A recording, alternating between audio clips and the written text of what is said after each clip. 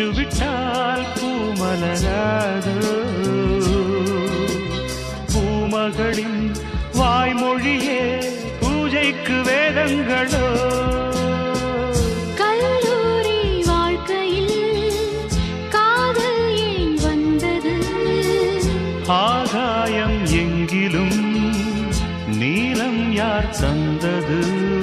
இயல்பானது.